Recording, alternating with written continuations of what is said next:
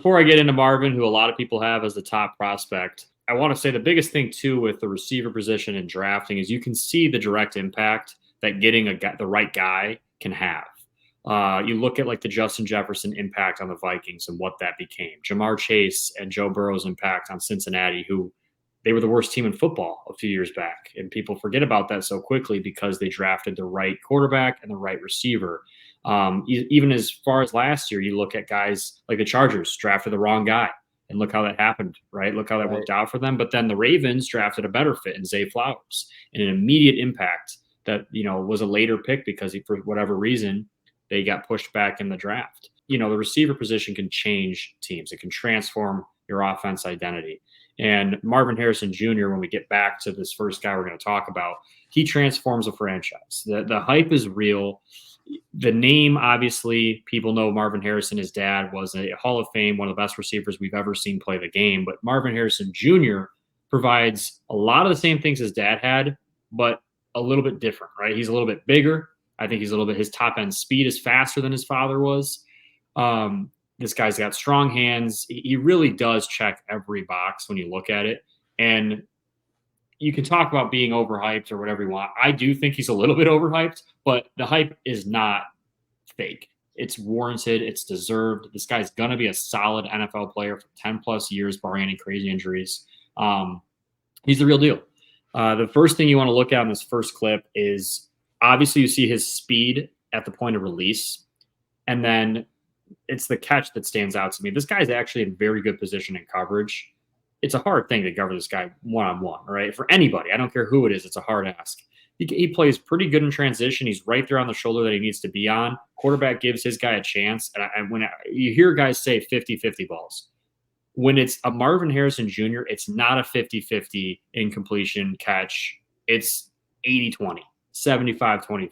Because if it touches his hands, he's going to bring it down more than 75% of the time.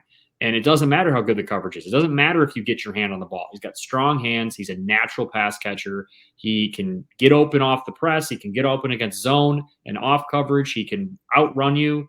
He can beat you in and out of breaks. But that first one just shows you body control, balance. He gets his feet in, and he's got strong hands at the point of the catch. When I mentioned speed, the second clip, this is why I put the second clip in here. Okay. He hit 21 miles per hour here on this clip we're about to show you, which he did twice in this season. All right. And you'll see the effect it has on defenders. Holy They have two guys that are responsible to take him out of the play. The safety is supposed to take him out of the play. The corner is supposed to take him out of the play. The safety is supposed to be able to help the corner. Both of them think that they have some security because they're playing 8 yards off. So normally when you play 8 yards off, you have a little bit of security to get in a back pedal later, and you can be more aggressive and shorter stuff. But what you don't know how to prepare for, no matter how much film you watch, is how fast 21 miles per hour is on a human being. Bro, shout out to that ref too. He's freaking hauling there. You see that? This ref could play safety. Look at this guy. Yeah, he's running with Marv. Maybe get him a contract. For real. No, but this is insane though. Like, it's insane, man. He takes the top off the defense right away, and the guy just floats, man. He's got stride. He flies when he gets going. I think the biggest thing too is like right from his starting receiver stance into how fast he gets. Like he gets to his top speed really, really quickly. You think that you have space to backpedal, he eats up that space so quick off the snap of the ball, and that's what scares defenders. And because he can do this, it allows him to be better in and out of his breaks because you have to respect the threat of him going deep on a go ball or a post. And in this instance, he just runs by two guys, and it doesn't get easier for a quarterback than just, hey, I'm gonna throw it to the fastest dude who just ran by everybody. It's insane. This is another really good example of a combination of his release package and then his catch, his high pointing of the ball, and his neutral coverage catching ability. So the release move doesn't really work the way he wants it to, actually. It's a great release, but the defender doesn't bite too hard. He actually recovers really well and is in good position. Quarterback throws it up to him, and he goes and gets it. The best receivers have all of these things combined into one toolbox. He's got them all. He goes and gets it and attacks the ball. The very most confident-handed receivers do that. They don't wait for it to come down. They go get it. And that's just an excellent go up and moss the defender guy, because the release didn't work the way he planned. He doesn't panic. He still goes and makes the play for 6. Dude had 31 touchdowns in his career for a reason. I mean, he's a touchdown machine. I mean, that's ridiculous. Go up and get it, man. Go up and get it. I talk about, him being comfortable and off. Yeah, so this is tight press coverage, and the safety comes down, playing more of like a whole Fox spot. So the corner's left on an island, and you don't want to leave anybody on an island. Marvin Harrison Jr. It's just a bad formula. This is just a great release with speed, and you see how quickly he uses his hands to defeat the defender. Stacks the guy, gives his quarterback enough room to the sideline to throw it. This is beautiful, man. Runs through the ball. It's actually underthrown. Probably should have been a touchdown with a better throw here. But this is just an excellent rep. Yeah, that's crazy. This is him in the Chick-fil-A college football playoff game against Georgia. And you got to remember, this Georgia defense, loaded with NFL talent. Like, this is an NFL defense you're watching, one of the best we've ever seen in college football. And he had a day.